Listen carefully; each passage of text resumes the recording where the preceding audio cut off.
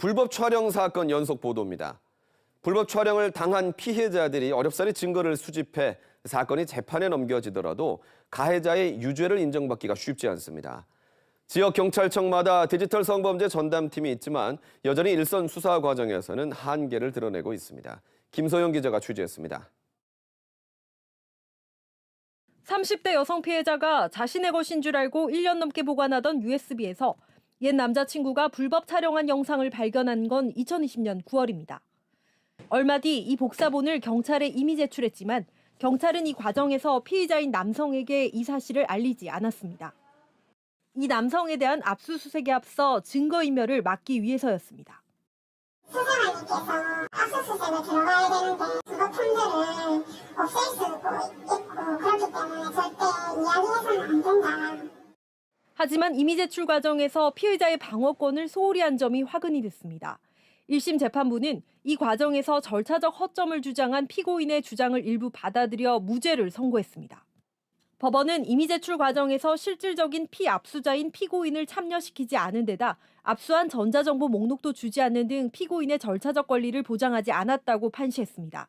때문에 이후 압수수색을 통해 확보된 증거도 증거 능력이 없다고 판단했습니다. 유죄의 근거로 설시를 할 수 없다.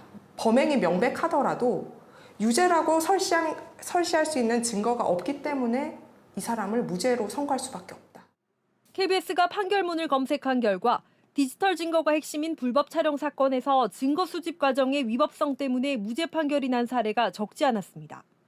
2014년 자신이 가르치던 제자의 신체를 불법 촬영한 교수 사건도 수사 과정에서 또 다른 제자 2명을 불법 촬영한 사실이 추가로 드러났지만 포렌식 과정에 참여권이 보장되지 않아 무죄가 선고됐습니다.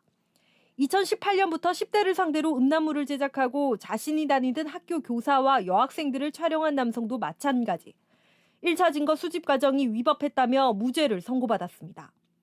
미성년자와의 성관계 장면을 200여 차례 촬영한 남성도 지하철에서 여성들의 신체를 상습적으로 촬영한 남성들의 잇단 무죄 선고도 같은 이유였습니다.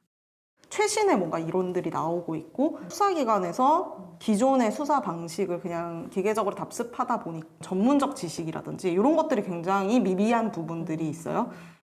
경찰이 불법 촬영 수사의 전문성을 강화하기 위해 지역 경찰청마다 디지털 성범죄 전담팀을 출범시킨 건 2018년.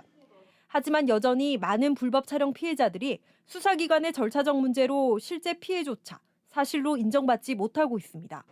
KBS 뉴스 김소영입니다.